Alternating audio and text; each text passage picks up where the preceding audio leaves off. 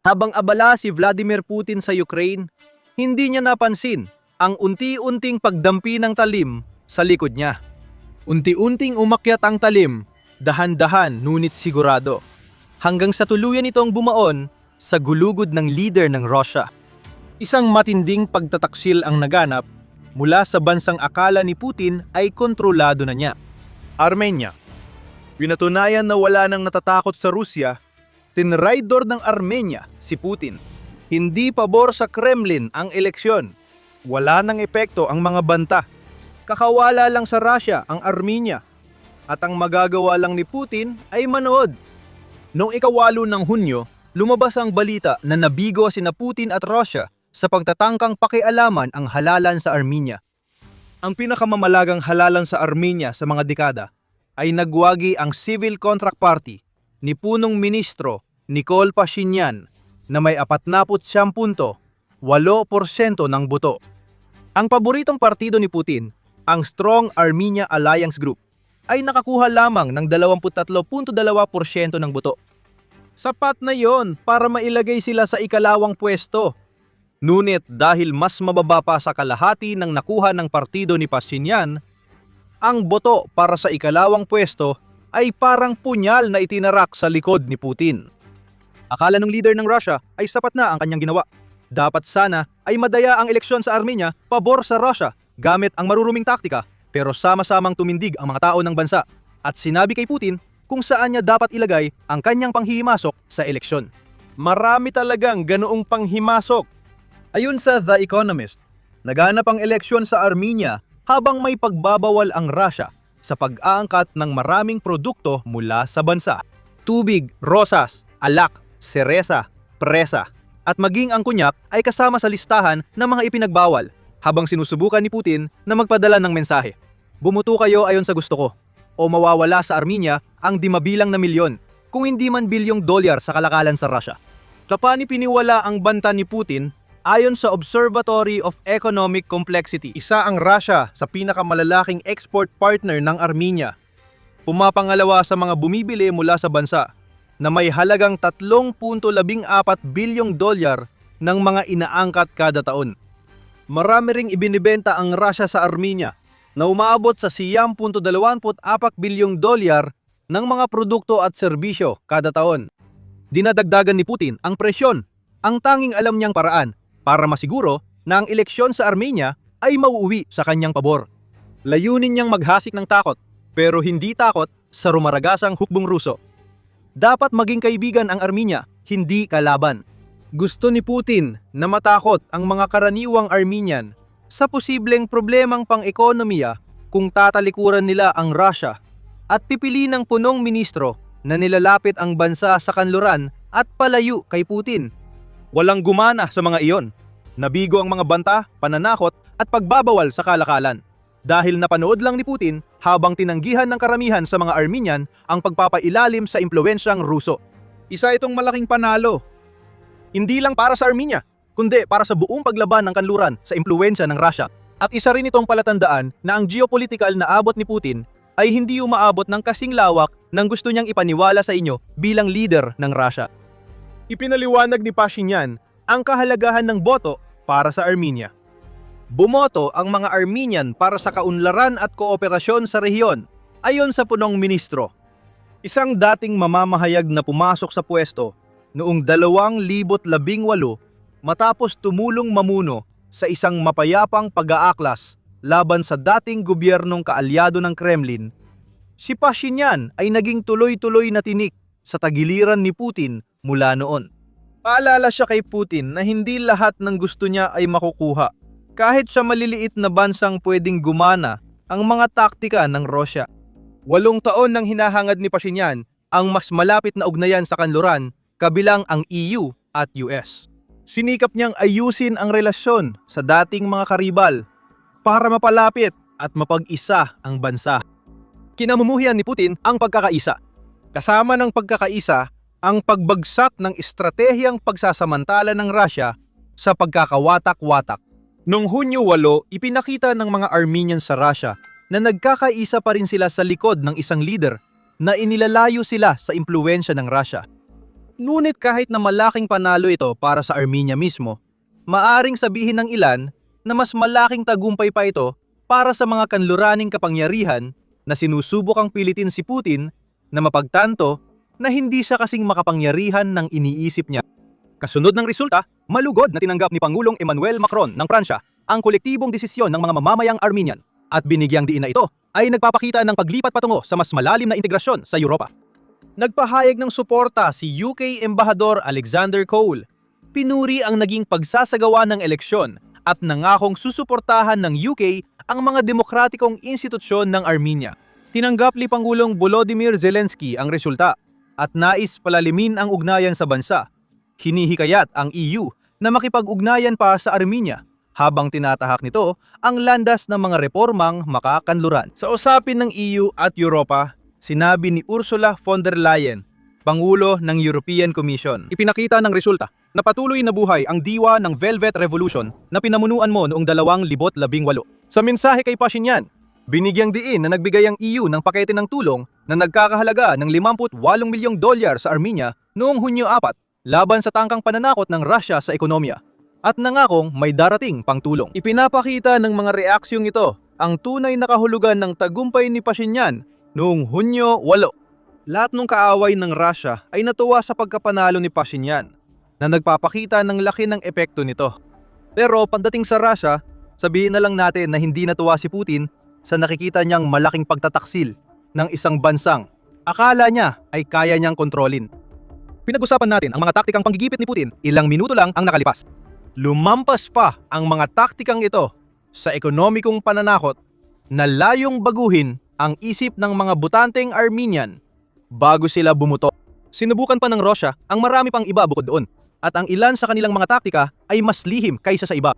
Ayon sa ulat ng Reuters, noong Mayo 29, pinalakas ng Russia ang kampanya ng maling impormasyon para impluwensyaan ng boto pabor sa mga makarasya na kandidato.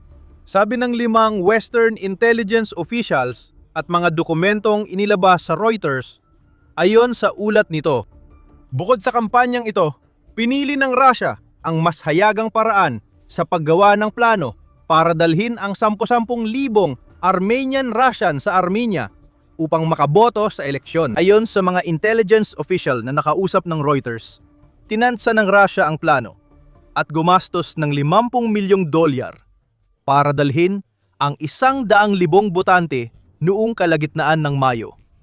Gumawa rin sila ng regional quota para tukuyin saan ilalagay ang mga migranteng botante bago ang eleksyon. Ayon sa Reuters, hindi tiyak kung naisakatuparan ng Russia ang plano. Ngayon, wala nang halaga dahil natalo si Putin at nanalo si Pashinyan.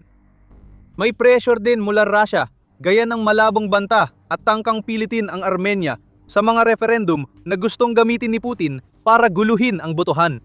Sa simula ng Abril, nagbigay si Putin ng isang hayagang babala sa Armenia na sinasabing kailangan na raw pumili ng bansa sa pagitan ng European Union at Russia.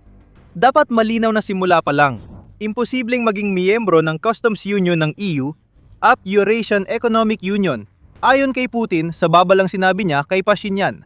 Ang Eurasian Economic Union ay isang maluwag na blokeng pang-ekonomiya na binubuo ng Armenia, Belarus, Kyrgyzstan at Kazakhstan. Itinatag noong 2015 upang hikayatin ang malayang kalakalan at paggalaw ng manggagawa sa mga miyembro. Namamayani ang Russia sa grupo, binalaan ni Putin na aalisin ang Armenia kung lalapit ito sa EU matapos ang butong hindi pabor sa Russia. Pero walang nangyari. Nagpadala ang Armenia ng mensahe kay Putin na hindi sila natatakot sa malaking siga ng Europa. Kung ang pagpasok sa mas malaking unyon, kapalit ng pagkawala ng akses sa dati nilang unyon, ang kailangan ng Armenia para layuan ng Russia ang kanilang politika, malinaw na handa ang kanilang mamamayan na gawin ito. At narito naman si Sanvel Karapetyan. Sino siya? Tanong mo. Siya ang leader ng pro-Russian na Strong Armenia Party na malayong pumangalawa sa eleksyon at hindi siya masaya. Nagwawala ngayon sa pro-Kremlin mansion ang isang lalaking gustong maging alaga ni Putin. Paalala lang, pinapanood mo ang military show. Ito mismo ang dahilan kung bakit namin ginagawa ang mga video na ito. Para ibunyag kung paano gumagalaw ang kapangyarihan at kung bakit mahalaga ito. Kung nagustuhan mo ang iyong nakita, huwag kalimutang mag-subscribe para mapanood mo pa ang iba naming mga video. Matapos ang halalan sa Armenia, ininterview si Karapetyan sa kanyang mansyon habang naka-house arrest dahil sa akusasyon ng panawagan na pabagsakin ang gobyerno. Itinatanggi ni Karapetyan ang paratang at ngayong talo siya sa halalan, marami pa siyang oras para mas makilala ang mga pader na ilang linggo nang nakapaligid sa kanya. Nagningit-ngit si Karapetyan sa kahiyahiyang resulta ng halalan. Iginiit niyang 70 miyembro ng grupo niya ang na-detain at mahigit 700 ang inaresto noong eleksyon. Nagdesisyon silang gumawa ng kakaibang aksyon sa araw ng halalan. Wala pang naitalang kaso sa kasaysayan ng mundo kung saan itinigil ang bilangan ng boto at sinabi ng mga opisyal na bukas ng alas 9 ng umaga pa i-anunsyo ang resulta.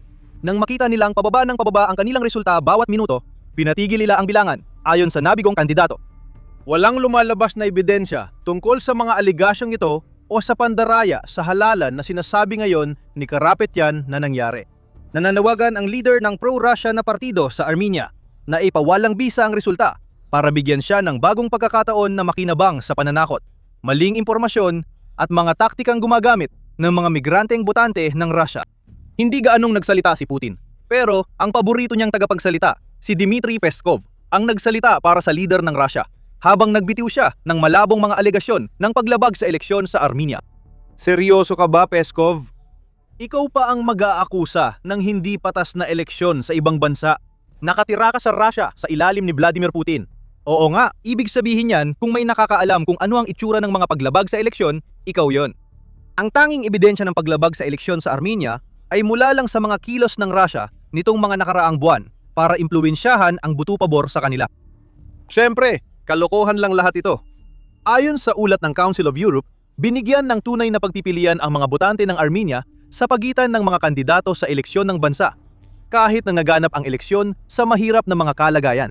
Sa kabila ng mga pag-aresto at pakikialam ng Russia, sinabi ng konseho na ang eleksyon ay pinamunuan ng mga binagong batas at regulasyon na nagsisilbing matibay na pundasyon ng demokratikong halalan.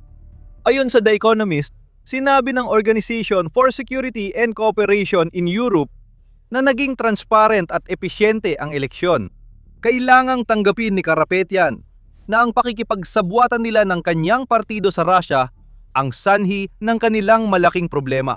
Walang kahit ano sa mga pulisya at mensahe ng nag-aambisyong leader ang nakaakit sa mga tao ng Armenia para kumbinsihin silang magbago ng direksyon, kahit papatuloy ang pagpapakalat ng maling impormasyon ng mga tauhan ng Russia sa likod ng mga pangyayari. Inaalok lang ni Karapetyan ang luma at pagod na mas malayolismo at mas malalim na ugnayan sa Russia, kahit karamihan ay ayaw nito, at isang kakaibang panukala na lumikha ng Ministeryo ng Pakikipagtalik para solusyonan ang mababang fertility at tiyaking lahat ng babae ay nasisiyahan. Akala ni Karapetyan, ito na ang malaking ideyang kailangan ng mga Armenian. Ngunit sa huli, ito'y lupaypay na pagkabigo. Ang tanong ngayon ay ano ang mangyayari sa hinaharap? Nagdesisyon na ang mga taga-Armenia at si Pashinyan ay nananatili sa pwesto. Mahalagang tandaan na kahit sugatan ang Russia, susubukan pa rin nitong impluwensyahan ang landas ng Armenia. Ayon sa European Policy Center, kahit bumoto na ang Armenia para sa kanluran, hindi pa rin nito kayang iwan ang Russia sa ngayon. Nakuha ni Pashinyan ang halos 50% ng boto, kulang sa 2/4 mayorya para baguhin ang konstitusyon ng Armenia. Kaya bukas pa rin ang posibilidad ng pagsasamantala ng Russia. Ibig sabihin, hindi matanggal ni Pashinyan ang malabong pag-aangkin sa Nagorno-Karabakh sa konstitusyon, na ayon sa Azerbaijan ay dapat alisin para lumagda ang Azerbaijan sa kasunduang pangkapayapaan sa Armenia. Mahalagang kasosyo pa rin ng Armenia sa kalakalan ng Russia at tiyak na gagamitin ni Putin ito para pahirapan ang unang ilang buwan ng bagong termino ni Pashinyan. Hindi pwedeng baliwalain ang mga hamon, pero ramdam ni Putin ang sakit ng pagtataksil dahil alam niyang may pagbabago ng paparating sa Armenia. Nabanggit natin ang Azerbaijan. Ang bansang iyon at Turkey ay may matinding alitan sa Armenia na ginagamit ng Kremlin. Umuulad ang Russia sa hindi pagkakasundo at pagkakabaha-bahagi. Gustong-gusto nito ang kaguluhan na dulot ng hindi pagkakaunawaan ng mga bansa dahil ang kaguluhang yon ay nagbubukas ng mga oportunidad. Maaring unti-unting mawala ang kaguluhan sa mga susunod na taon. Hindi mapipirmahan ang kasunduang pangkapayapaan ng Armenia at Azerbaijan dahil sa kondisyon ng Azerbaijan. Pero ayon sa Carnegie Endowment, dapat gamitin ang mga oportunidad para sa mas malalim na integrasyon sa kanluran. Ang NATO Summit sa Ankara ngayong Hulyo ay pagkakataon para sa Turkey na magdaos ng pulong ng mga leader ng Armenia, Azerbaijan, Turkey at kanluraning bansa tulad ng US na maaaring simula ng pagbuti ng relasyon. Hayanang magsimula ang kalakalan at malayang makagalaw ang mga tao ayon sa endowment habang ipinapaliwanag nito na ang tagumpay ni Pashinyan ay isang hakbang palapit sa normalisasyon na kailangang mangyari sa Armenia upang mapawi ang impluwensya ng Russia. Ito ang mga geopolitical na hakbang na ayaw ni Putin pero hindi ito agad mangyayari. Ang mas agarang usapin ay nagbigay na ng sinyales ang Armenia na nais nitong pangtibayin ang paglayo nito kay Putin at sa baluktot niyang politika. Binanggit pa mismo ni Pashinyan ang puntong yon sa kanyang talumpate ng tagumpay. Sinabi ng punong ministro ng Armenia na bumoto ang mga Armenian para sa kapayapaan, kaunlaran at panrehiyong kooperasyon at umaasa siyang positibo ang tugon ng Turkey at Azerbaijan. Ipinapakita nito ng malinaw kung saan nakatuon ang mga prioridad ni Pashinyan at hindi ito kay Putin. May direktang pag-endorso rin si Pashinyan mula kay Pangulong Donald Trump ng US. Nayon sa ulat ng The Guardian, ay tinawag ang punong ministro ng Armenia na isang dakilang kaibigan at leader. Masasamang senyales lahat ito para sa Rusya. Mas masasaktan si Putin kung papayagan ng European Union ang Armenia na sumali bilang miyembro. Sa pamumuno ni Pashinyan, nagpasa ang Armenia ng batas para simulan ang proseso ng pagiging kasapi ng EU. Isang taon matapos magpahayag ang grupo ng pagtanggap sa Armenia.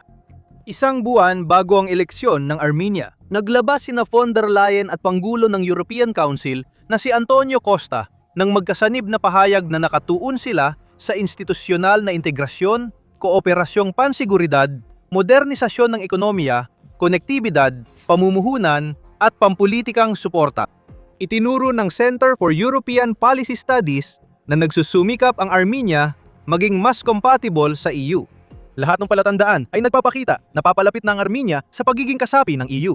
Kung pabilisin ng EU ang pagpasok, magkakaroon ito ng bagong kaalyado at magiging matinding dagok ito sa layunin ni Putin na kontrolin ng Europa gamit ang pamimilit at maling impormasyon. Kaya't balik tayo kay Putin. Nawala sa kanya ang bansang akala niya kayang kontrolin. Malaking problema na yan. Pero para kay Putin, ang mas malaking issue ay muli siyang nabunyag sa pandaigdigang entablado. Simula na lusubin ni Putin ang Ukraine, sunod-sunod na kumakalas ang kanyang mga kaalyado. Ginawan niyang isang bansang itinakwil ng kanluran dahil sa pananakop. Pero nitong mga taon, nawala pa sa kanya sina Bashar al-Assad sa Syria, Nicolas Maduro sa Venezuela, at Ali Khamenei sa Iran. Iyan ang tatlong pangunahing kaalyado na tumulong sa Russia na maipalawak ang impluwensya nito sa Asia at Timog Amerika. Nadagdagan pa ang sakit ng Russia nang matalo ito ilang buwan bago i-anunsyo ng Armenia na ayaw na nitong makipag-ugnayan sa Russia. Ang Hungary na miyembro ng EU at may tuturing na pinakamalaking kaalyado ng Russia sa kontinente ay pareho rin ang ginawa. Wala na si Viktor Orban at may bagong gobyerno sa Hungary, kaya nawala kay Putin ang kakayahan niyang harangin ang mga hakbang ng EU sa pamamagitan ng isa sa mga tau-tauhan niya. Ganito ang hitsura ng pagbagsak ng impluwensyang geopolitikal. Ang halalan sa Armenia ay patunay na patinay na kahit may pakikialam at maling impormasyon, hindi nito maitago. Nakupas na hipon si Putin na pilit nagpapanggap na malakas na leader sa geopolitika. Ang malamang na mangyari ay lalo pang lalalim ang hidwaang diplomatiko sa pagitan ng Russia at Armenia. Magpapanggap ang Kremlin na walang nangyari, pero nagsisinungaling sila. Habang ang Armenia ay unti-unting lumalapit sa kanluran at nagtatakda ng landas patungo sa pagiging miyembro ng EU, ang tanging magagawa ni Putin at ng kanyang mga kasamahan ay panuuri na lang habang nabigo na naman ang kanilang mga pakana. Bago sa lakayin ng Ukraine, hindi inaasahan ang ganitong pagbagsak. Ngunit ipinakita na ni Putin ang tunay niyang kulay. Kaya ang dating mga kaalyado ay naging kalaban. Pinakita ng Armenia sa kanya kung bakit ito mahalaga. Sinabihan ng bansang inaasahan ni Putin bilang kaalyado sa kalakalan at diplomatikong panangga ang Russia kung saan nito pwedeng isuksok iyon. Wala na ang takot at alam yon ni Putin. Pinapanood niya ang unti-unting pagkawala ng pagdepende ng Armenia sa Russia mula pa noong post-Soviet na panahon. Ang pagkawala ng Armenia at pagbagsak ng geopolitical na impluensya ni Putin ay direktang bunga ng digmaan sa Ukraine. Masyadong nakatutok si Putin sa kanyang pananakop, kaya nawalan siya ng dating husay sa ibang lugar at hindi na yon magbabago. Sa ngayon, mas malaki ang problema ng Russia sa Ukraine kaysa sa pagtataksil ng Armenia. Umatras ang puwersa ng Russia mula Kharkiv Spit na maaaring lubusang magbago sa kalagayan ng okupasyon sa Crimea. Panurin ang aming video para malaman kung bakit. At kung nagustuhan mo ang video na ito, huwag kalimutang mag-subscribe sa The Military Show para hindi mo ma-miss ang aming mga pagsusuri sa pinakabagong kaganapan sa geopolitika sa Europa at sa buong mundo. At maraming salamat sa panonood!